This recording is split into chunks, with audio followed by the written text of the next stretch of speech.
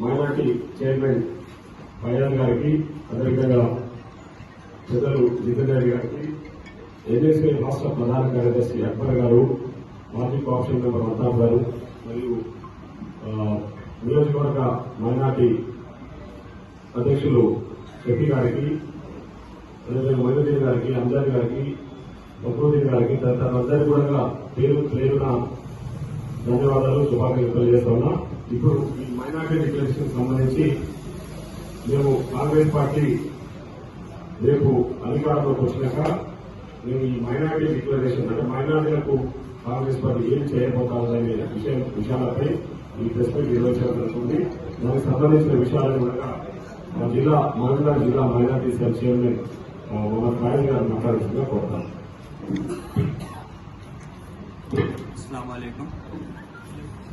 देवरकद्रा assembly constituency के होने वाले एमएलए जी मधुसूदन रेड्डी साहब और हमारे सीता मैडम और मोइन भाई, शफी भाई, अमजद भाई, सलीम भाई, अकबर भाई, जमीर भाई, रौब भाई, लतीफ भाई, एजाज अली साहब और तैयब भाई, पीजे बाबू साहब और मेरे यहाँ बैठे electronic media, social media, print media सभी हजरात को मेरा सलाम।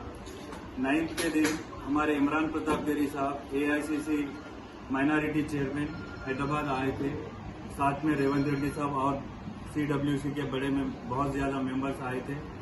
Congress party Telangana minority declaration declare किए, उसमें से कुछ अहम पॉइंट्स मैं बताता हूँ। इसमें 4000 करोड़ रुपए जो है ना माइनॉरिटी बजट रखा गया है। कांग्रेस पार्टी अगर इख्तियार में आएंगी तो अक़लियतियों के लिए जो है ना 4000 करोड़ रुपए का बजट रखे। और इसी के साथ अभी रिसेंटली बीआरएस गवर्नमेंट वोटों के लिए जो है ना अक़लियतियों को धोखा देने के लिए 1 लाख रुपए का सब्सिडी लोन देने का वादा करके जो है ना किसी को नहीं दिए, सिर्फ एप्लीकेशंस लिए 2 लाख से ज्यादा आए।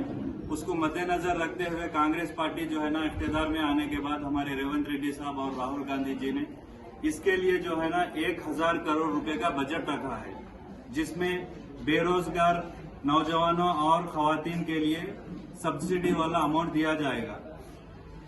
और इसी के साथ जो है ना जब भारत जोड़ो यात्रा में जब राहुल गांधी जी सफर कर रहे थे, उन्होंने जो है माइनॉरिटीज का अक़लियतों का एजुकेशन कम नजर आया। इस वजह से जो है ना माइनॉरिटी जो है एजुकेशन में पीछे है, लोगों को आगे लाने के लिए 10,000 रुपीज 10th अगर पास हुए तो दिया जाएगा। इसी के साथ इंटर अगर पास हुए तो 15,000, डिग्री के लिए 25,000।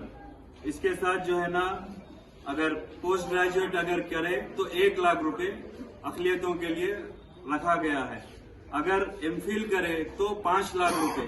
ये इसलिए रखा गया है कि अक़लियतियों में जो है मुसलमानों में जो है एजुकेशन की कमी है।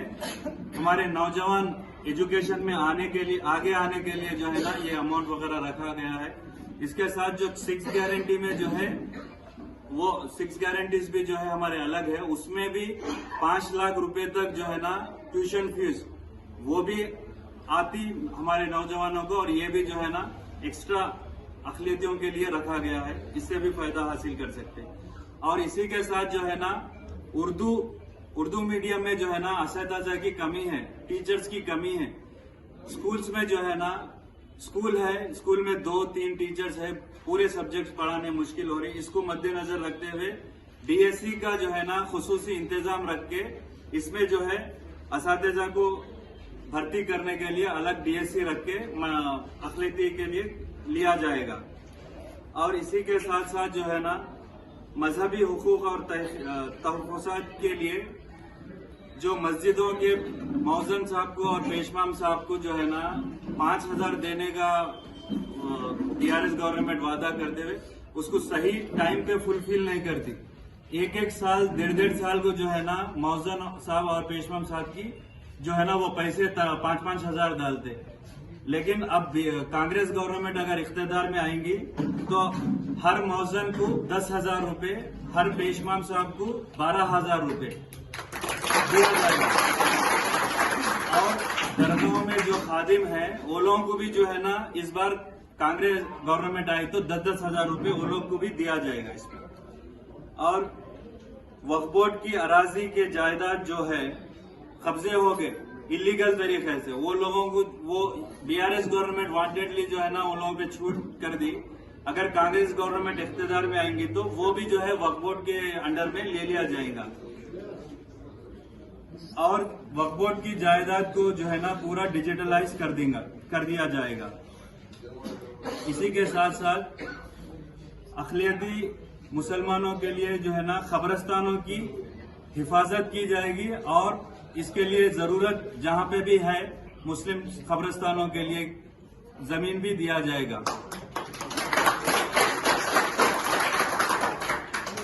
इंफ्रास्ट्रक्चर के तहत जो है ना इंद्रम्मा इंक्लू स्कीम के तहत अक़लियती खानदानों को जमीन भी मुहैया की जाएगी और इसी के साथ साथ 5 लाख रुपए भी घर बनाने दिए जाएंगे और अक़लियती नए शादीशुदा जोड़ों को अभी 1,60,000 रुपए कांग्रेस गवर्नमेंट आई तो दिया जाएगा। अभी बीआरएस गवर्नमेंट जो है 1 लाख रुपए जो है ना शादी होने के बाद 4 साल 3 साल एमएलए मिनिस्टर के चक्रा काट के पैरवी करके आधे से ज्यादा पैसे खर्च करने के बाद जो है ना उन लोगों को बच्चे पैदा होने के बाद पैसे आते। लेकिन कांग्रेस गवर्नमेंट अगर इख्तियार में आएंगी तो जो है जुमाकियां भी नहीं होंगे, एक 15 दिन के अंदर नए शादीशुदा जोड़े को जो है ना 1,60,000 रुपए दिया जाएगा। इसी के साथ 10 साल में जो है बीआरएस गवर्नमेंट मुसलमानों के साथ बहुत सारे वादे करके धोखा दे दी जो एक भी पूरा नहीं करे, जिसमें से मैं थोड़े इंपॉर्टेंट पॉइंट्स बताता हूं। जिसमें वक्फ बोर्ड को जुडिशियल पावर देने का वादा किया गया था, 10 साल में आज तक वक्फ बोर्ड जुडिशियल पावर के बारे में ना आवाज उठाते ना बात करते। ये वादा झूठा साबित हो गया केसीआर साहब का। और इसी तरह 10 एकड़ में इस्लामिक सेंटर हाईटेक सिटी में बनाने का वादा करे, वो भी आज तक नहीं बनाए। जहांगीर पीरान दरगाह 50 करोड़ से जो है ना डेवलप करने का वादा करे, वो भी नहीं पूरा करे। उसके बाद अजमेर में जो है ना रुबात बनाते बोले, अजमेर में रुबात जाके जो है ना सिर्फ नारियल फोड़ के इफ्तिताह करके आ गए, लेकिन उसके बाद सेकेंड टाइम कोई गए नहीं उधर, कोई बनाए नहीं। और तेलंगाना में पहली मर्तबा ऐसा हुआ कि Telangana government BRS government Telangana में 8 मस्जिदों को शहीद कर दी। आज तक कभी कोई गवर्नमेंट नहीं शहीद करी मस्जिदों को। उसके बाद जो है 2 मस्जिदें सेक्रेटेरिएट के फिर से तामीर करे, लेकिन मस्जिदें हटा के जिस जगह थी वहां पे तामीर नहीं करे, out of the secretariat boundary के पास इसको तामीर करे। एक मस्जिद थी रोड के करीब में और एक थी अंदर सेक्रेटेरिएट के अंदर थी, जहां पे मेन बिल्डिंग डी ब्लॉक था उसके बाजू थी। अभी दोनों को सेक्रेटेरिएट के बाजू आउट ऑफ दी बाउंड्री जो है ना एक जगह बना दिए। और जो है जब 2004 में कांग्रेस हुकूमत थी, वाईएस राजशेखर रेड्डी साहब चीफ मिनिस्टर थे, 4% रिजर्वेशन देने की वजह से जो है ना कई मुसलमान बच्चों को जो है ना जॉब्स वगैरह engineering degree colleges medical colleges बन के आज एक अच्छे मुकाम पे पढ़े लिखे मुकाम पे हजारों बच्चे पहुंचे। 12% रिजर्वेशन देने का वादा केसीआर साहब करके 1% भी नहीं दिए। लेकिन अगर अमित शाह साहब आए थे होम मिनिस्टर, आके तेलंगाना में स्टेटमेंट दिए कि मैं 4% निकाल देता हूं, लेकिन कोई बीआरएस गवर्नमेंट का कोई लीडर या एमआईएम का कोई लीडर कोई आवाज नहीं उठाया इसके बारे में। और 2004 से 2014 तक 6 मेडिकल माइनॉरिटी कॉलेजेस जो है ना सैंक्शन हुए थे, जिसमें कई बच्चे हजारों बच्चे मेडिकल कॉलेज में जो है तालीम हासिल करे। और इंजीनियरिंग कॉलेजेस भी जो है 56 इंजीनियरिंग कॉलेजेस का जो है ना इफ्तिताह हुआ। उसके बाद कॉलेजेस चल रहे थे, ये बीआरएस गवर्नमेंट आके तकरीबन 50 इंजीनियरिंग कॉलेजेस को जो है ना बंद करा दी। और इसी के साथ जो है झूठे वादे जो है ना हमारे केसीआर साहब एक नया प्रोपोगंडा निकाले, बड़े बड़े इश्तेहार छपा रहे जो है ना, उसमें ये बता रहे 400 रुपए में सिलेंडर देने का वादा कर रहे हैं उन्होंने मैनिफेस्टो में उनके। 9.5 साल इख्तियार में थे, जब नहीं दिए धरने करना पड़ा था हर जगह जो है ना चौरस्तों पे सिलेंडर्स लाके जो है 200 सिलेंडर रख के बीआरएस के एमएलए जो है ना धरना करे। जो सिलेंडर का प्राइस जब नहीं कम कर सके, आज इख्तियार में आए तो कैसा दे सकते। आज सारे मुसलमानों को और तेलंगाना की आवाम को सोचना चाहिए। ये सिर्फ इलेक्शन के नजदीक जो है, इलेक्शन के करीब वोट लेने के वास्ते सिर्फ झूठे वादे करते। इनका कोई मैनिफेस्टो जो बोलते उसको इम्प्लीमेंट नहीं करते।